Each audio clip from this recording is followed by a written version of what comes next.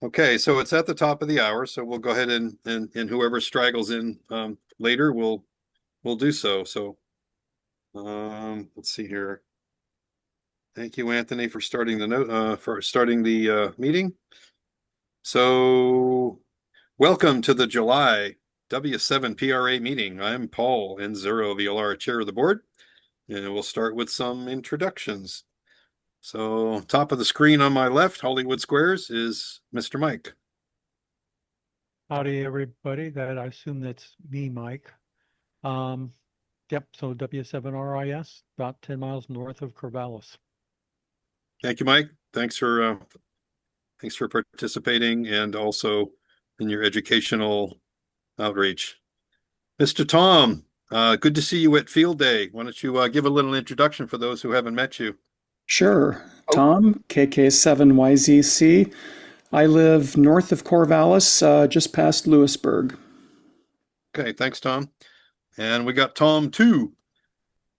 All right, good afternoon, good evening, good night, whatever it might be. I'm Tom Longman. I'm NH7XJ. I was out at Field Day. I spend about a week in the Corvallis area every month, or try to, with my son and grandkids. Um, right now, I'm in Arlington, Virginia, so staying up late for an event tonight, but figured I'd catch a recap and see what it is and catch up with everybody again. So I'm here. If I All right. drop off, then continue. Thank you, T1 and T2. Let's see. Next up, we have Anthony. Anthony, KE7OSN from Staten, Oregon. Thank you, Anthony. Thanks for starting the recordings and always supporting when I can't be around. Mr. Ted. Sure, this is Ted Mitchell, W7RTM Club Secretary, and I'm about 2 miles from downtown Philomath. Thank you, Ted. Thank you for your service and, of course, all the work that you do behind the scenes. Mr. Tyler and Kat. Tyler, WB7DD with Diana, and she won't leave me alone here. 1 mile south of downtown Corvallis. That's a good problem to have, sir. No worries. And Tyler, it was good to see you, and I was glad to help you coordinate Field Day so that you could be successful. I appreciate that. Yep. Okay, let's see. Next up, we have Larry. Larry, I'm AF7NU. I'm in the northeast part of Corvallis. Good to see you, Larry. Glenda. Hello, KM7BDZ, and I am in Northwest Corvallis, very close to the hospital. Thank you, Glenda.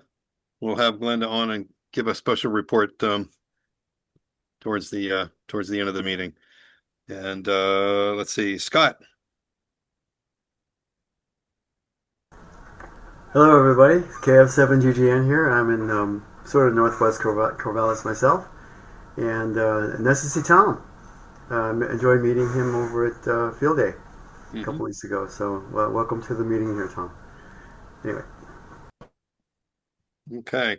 So every once in a while I flip what we do first, education or meeting stuff. Since we've got a couple of new members here, I'd like to kind of go through the meeting first and then have the presentation second. Is that okay with everybody? Do it. Okay. All right. So secretary's report. Ted, anything? Well, I sent the minutes from June out last Thursday, and I had one comment. Somebody actually checked the links on the page, which is a good thing. And it has been, the link to the repeaters has now been repaired and will be fixed for the next time the minutes come out. Unless you want them sooner, I'll do it. Excellent. Okay, and since Andy's not here, I'm going to just present the, let's see if this works. Share. You should be able to see the treasurer's report. I'm not going to go through all the dollars and cents, but there's OSU checking has a little over $1,100. The savings has a little under 2,500. Total is 3,600 and change. And the little dollars and cents with PayPal and Square Up and all that stuff adds up to just shy of $3,700. That's what Andy sent to me. And unless he has any corrections or any questions, I think that if he was here, he would say, please, if anybody has any expenses relating to field day that have been approved, please get them in. I've already been reimbursed for the food. And so I'm glad everybody who got to partake in that enjoyed it.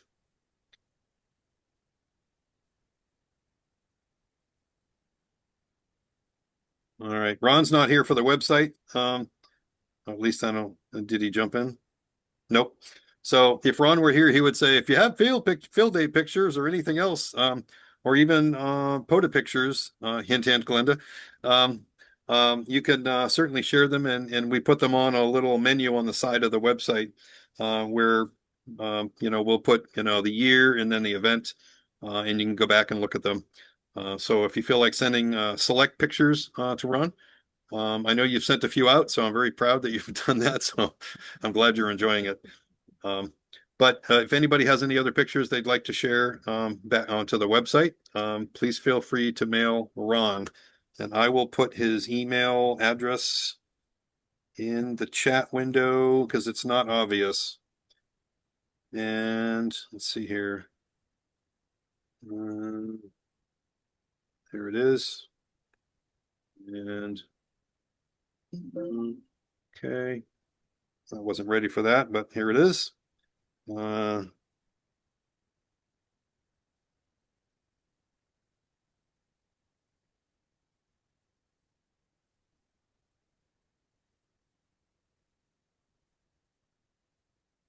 Okay, there you go. So if anybody has any pictures related to radio events that they've done, or including field day or other things, feel free to send it to Ron.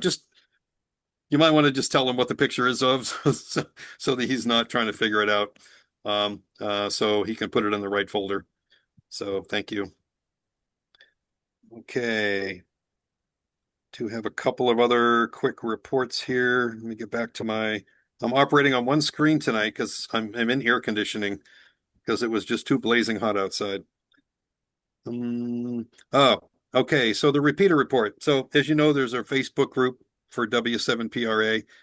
There hasn't been any updates from Chris as of recently on that group.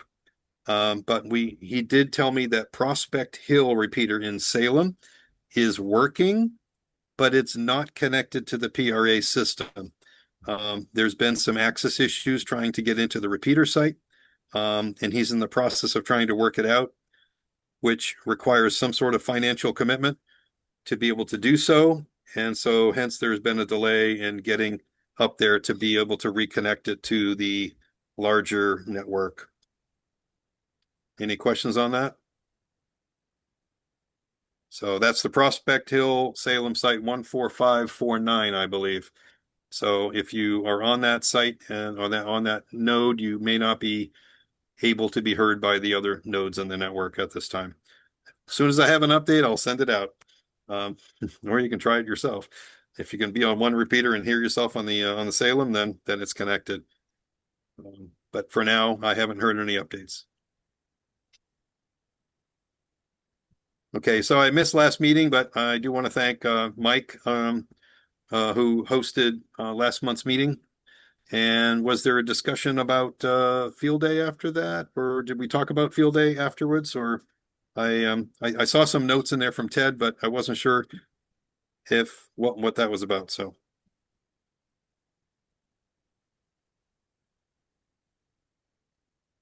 Mike, your mic is muted. Okay, excuse me. That was pre-field day. So we had a lot of discussion about field day. That's the main crutch of what I talked about, was getting ready for field day and all the things that needed to be talked about. Thank you for the reminder. Okay. So at this point, if we want to talk about how field day went, or Mike, if that's part of your discussion tonight, then we can talk about it now. I mean, I did not throw in anything about field day and scoring and anything like that. I just didn't have time for that. Okay, no worries. So I want to thank everybody that was able to make it to field day. You all helped tremendously with setup and tear down and lending a hand and sharing information with others. For those of you who had field day other places, um, feel free to say something about where you went. This would be a good time to do it.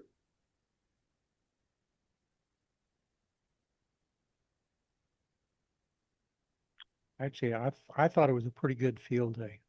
We had a lot of good people of interest. You know, you tend to get two kinds of people: people that are just looky-loos on trying to figure out what aliens we were talking to, and you also have ham radio operators or wannabe operators or people interested in the craft that are wandering through.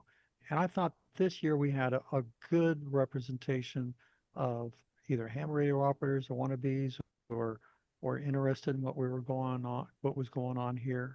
And I thought we had a really good turnout of quality people that were coming through and wanted to know what the heck we were doing there. So I have a trivia question. Does anybody know what the most common question is for people who come through a field day site? Are we talking to Mars? No. How did we get the rope up in the tree that high? Oh. Did you tell them that my wife is an expert at tree climbing? I said it's a requirement to pass your radio exam that you must be able to climb a 100-foot tree. And then of course I laugh and I tell them no, we have a special catapult device. So anyway, I just thought I'd throw that in there for a little side humor. Cool. Last call on field day. Anybody else want to throw in anything about what they had for field day experience? I would say, at least in my case, really good propagation. I think we lucked out. And we also lucked out in a way with the weather because, first of all, it was cool. It could have been like today. And it didn't rain. We ditched the rain. It went around us, so didn't get any real rain, and we had the wind and all that stuff, but that wasn't too bad. And we had, I thought, good propagation. Anyway. Good. Yeah, thanks, Scott. I have a neighbor here, literally next door. He goes to the Eugene Club, and he said it was a complete gully washer. He said it got rain, so much rain at their field day site. They had about 70 attendees. I'm like, holy cow, that's a big crowd and a whole lot of inclement weather. But he said it was nice to gather together and share stories and tell lies. So I went to the field day up in Salem with the Salem Amateur Radio Club, and we got hit 3 times for probably 5 to 10 minutes with just downpours, but no lightning, no wind, just really heavy rain for a while. That even with my headset on the radio, I could hear it. I was like looking, we were in cabins with our radios, and you could just hear it, just the rain just pouring down so much. But thankfully it didn't wash us out, but it was pretty heavy. that's great. Good stories.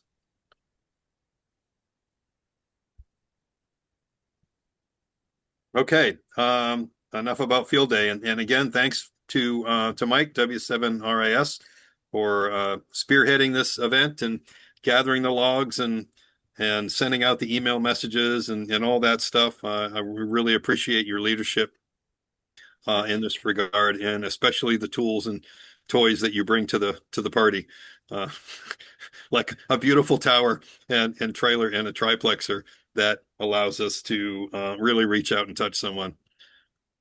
Yeah, and this is the first year that we didn't break the log. Everybody all got their stuff in there, and it was all pretty straightforward. So there wasn't any trauma where I'm having to get out the editors and go through the log and splice stuff back together and fix modes and other things like that. Everything came through there pretty darn well. Didn't have any dramas. So thank you, everybody. Yeah, that's great. And it always listening to those notes, and again, this is kind of on deaf ears at the moment because it's another year before we do this. But it's always good to watch the emails from Mike and tells you to remind you to do the updates to your operating system. That really does make a difference and get the right version of, the logging program. Okay. Up next, just to keep things moving, we got Larry. Do you have anything to report from the outreach? Uh, right now things are going kind of slow.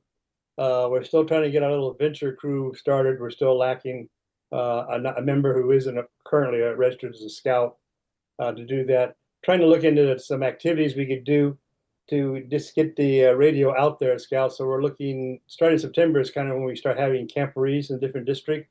We want to try and see if I can't get some of our club members to go out to the camporee and set up some radio stations. And then, of course, we got JOTA coming up in October.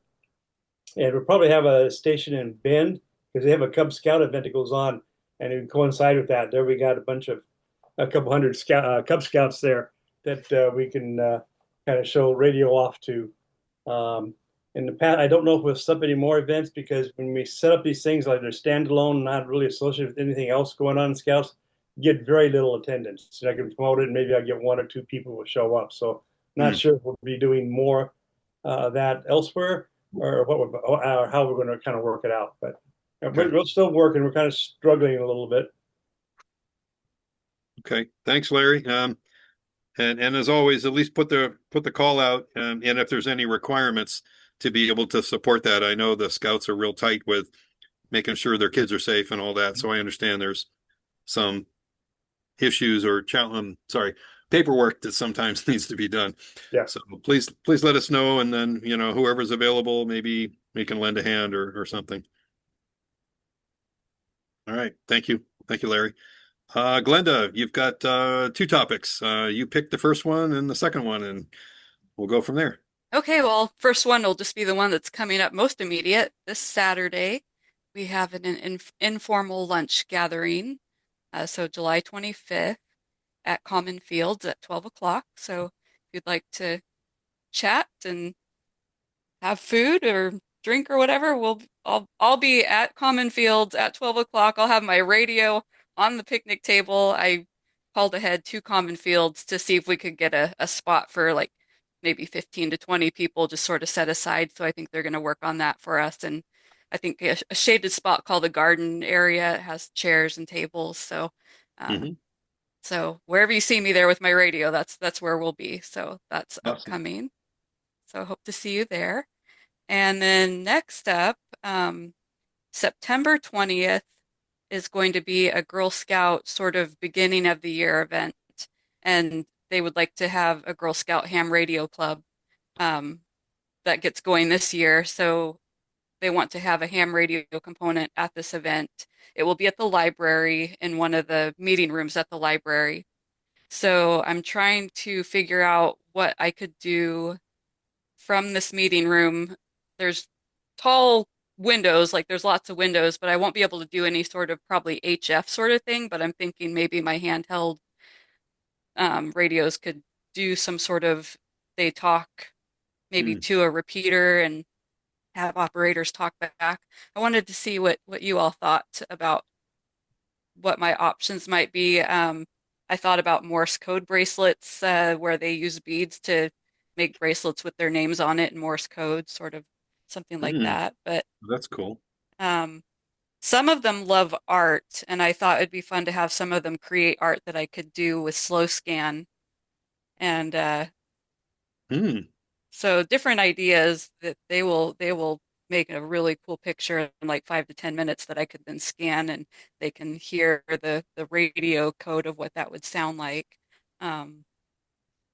Yeah, wondering what ideas you all might have. That's a great idea. I They're didn't gonna even think about basically let me do what I want. So yeah. Under Good where was stuff. it going to be again? it's going to be at the Corvallis Library in one of the meeting rooms there that I was told doesn't have direct outside access. There's like a hallway with a door at the end that goes outside, but the room itself does have very big windows that they think I'll be able to get like a handheld signal out. I was going to go to the room and sort of test and see how things are kind of being received and sent from in there. Glenda? Hmm. I know some people. Last year they did a similar Girl Scout event in Salem, Hmm. and I don't know if you know Rita K7RQ, and she's one of the Girl Scout masters, and so she set this up, and then Dan WA7ABU set up. I think he had like arranged some sort of a crossband repeater because they had the exact same problem. They did this from a building at the Marion County Fairgrounds. And they needed to get, she wanted to be able to hit a repeater from inside the building. So I think what they did was they worked out some sort of crossband thing where they had the girls got on the radio inside the building on the 440 frequency, and then it went out, and there was a crossband repeater out there that, transmitted back out on 2 meters to the WA70AB repeater. And that's how they did it. And so, if you want, I can ask them about how they did that exactly, because it sounds to me like that would be the solution. That does, yeah. I'll message Rita. I have her contact. Ask her then. She'll tell you the whole story. I'll talk to her and also, did Rick Demos? Did he also help set that up? He may have. All I know is there were a couple of people, including Dan, but. Anybody else I wouldn't know. But anyway, they I'll were definitely successful. talk to Rita. Yeah, it worked because the girls were able to get on the repeater and people were talking back to them and stuff. So it was a big thrill. That's what I'd like to get set up, is kind of where they talk to a local repeater, and people are talking back. So that's what I'm working on. Okay. And would there be any issues if I set up a time on that date? I believe the time frame is from noon to 2 probably that we would be, and I just wanted to check to see if there were any nets going on Saturdays. Which repeater are you talking about? I'm not sure. I was wondering which one might be best, because there's a few. Maybe just the regular AB7 AB repeater, like on Prairie Mountain, and you can check see if there's anything. I don't think they have regularly scheduled nets. Does anybody know on those repeaters on our PRA system? So all I heard was ABU and then PRA. So I'm not sure which repeater you're talking about. No, because Linda would be doing this thing from Corvallis, and so probably the easiest repeater to hit would be the Prairie Mountain repeater. 14513. Yeah. If you want to try if you haven't programmed them in yet, Glenda, into your HT w7pra.com. The repeater page has all of them. I mean, you don't have to do all of them. Some of them are out in Klein Butte and Steens Mountain. You're not going to hit that one, but there's a couple of basic ones, including a 440 down in like Eugene area and Cottage Grove, and you'd be surprised at some of the reception on some of those things. But inside the building, there might be some challenge. Yeah, I was going to try to hit as local of a repeater as I could. Yep. Yeah, that would but talk to Rita because they solved that issue. So okay, I will. Excellent. Great. So thank you, Glenda, for those 2 reports, and I want to thank Glenda for spearheading the idea of having a luncheon, informal gathering, no meeting, no agenda, no nothing, just food and talking. I love food. Food and talking, and coming up with ideas. So thank you, Glenda. Thank you. And Glenda and I agreed that this would be a good idea to start, do for a couple of months and do a recap and go, okay, did we like it? Do we want to do more of it? Do we want to do something else? Right. So any support that you can give is great. Okay.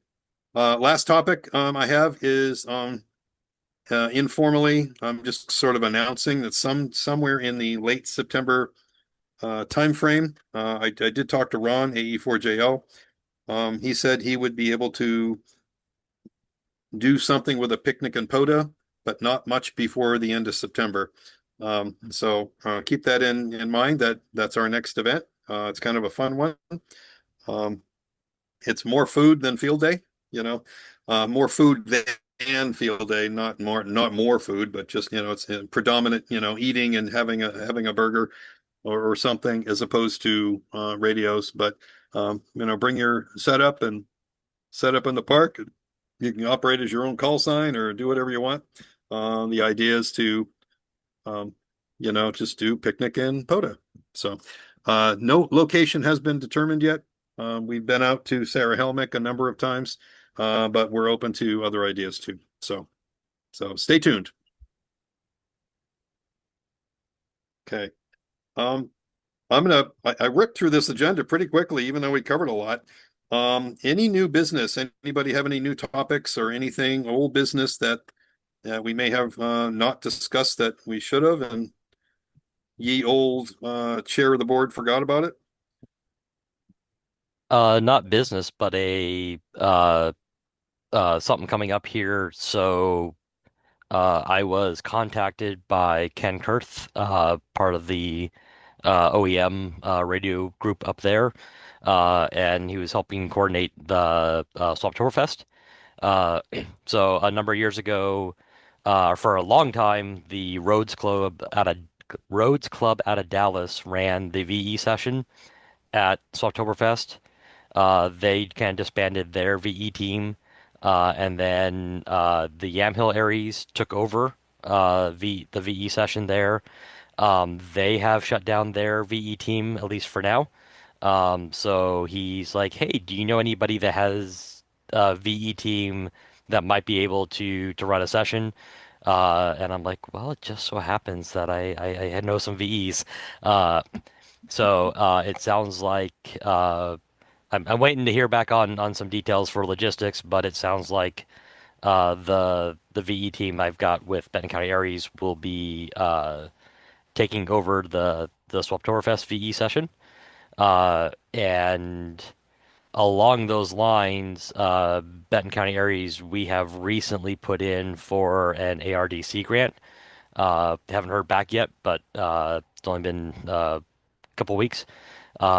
So one of the things we are asking for is to get money to buy a bunch of tablets so that we can run the exams using those tablets. So we will see what we get back in response from that, but we will probably be seeing some familiar faces on at least the VE side for Swaptoberfest. So That's a great use of resources, Anthony. And for some of us who don't know what ARDC is, maybe you could remind us.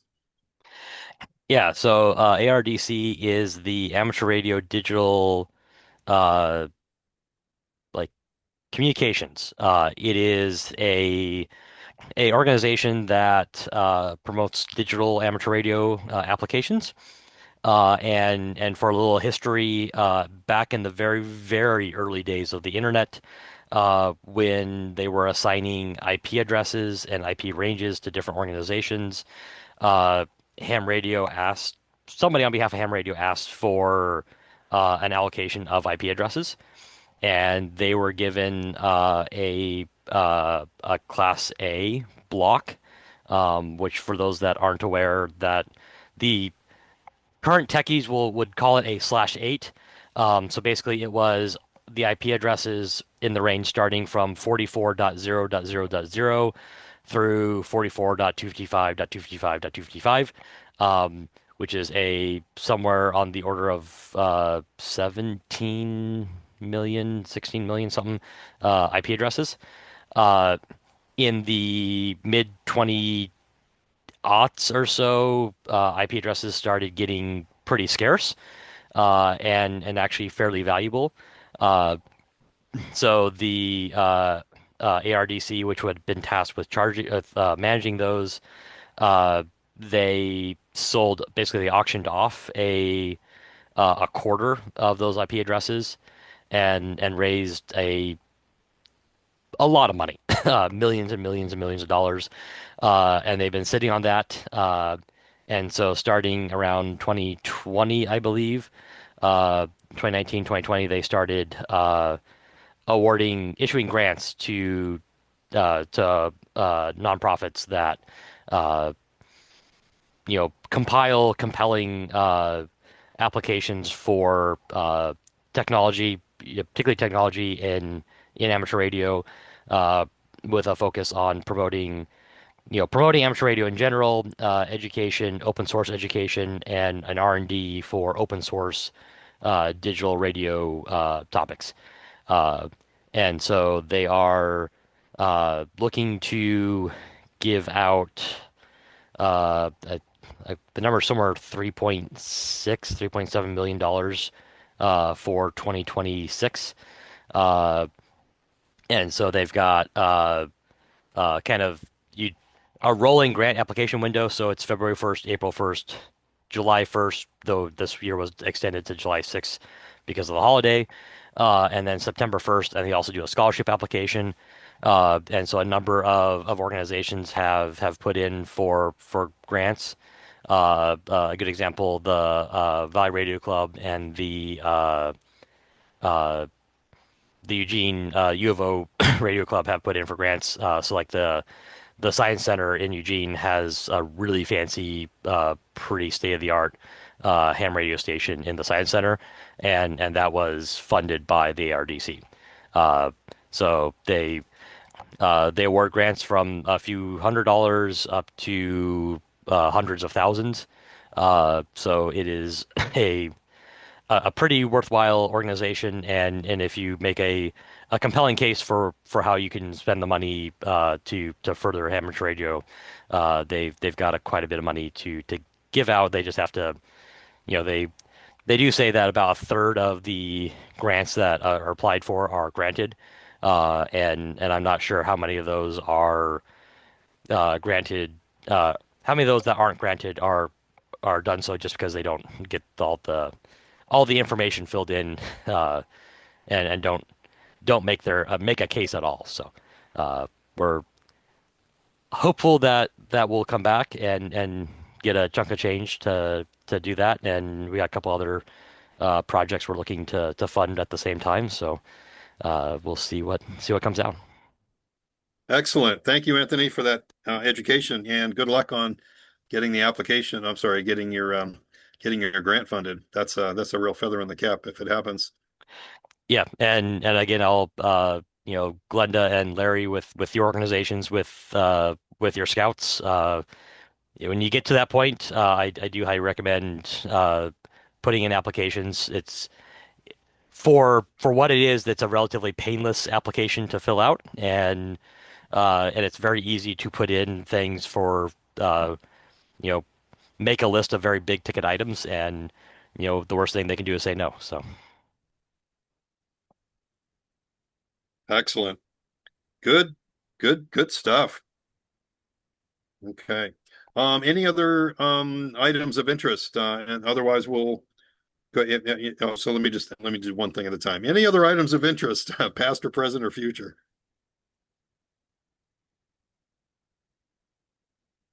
Okay. All right. Well, we're going to shift here over to Professor Shelby, as I affectionately call him, and he will do a topic, and the topic du jour will be whatever he says it is. So, as always, please mute your microphone at least, so that we can give Mike the full floor. Thanks very much, and hope to see you soon, and maybe Saturday. Take care.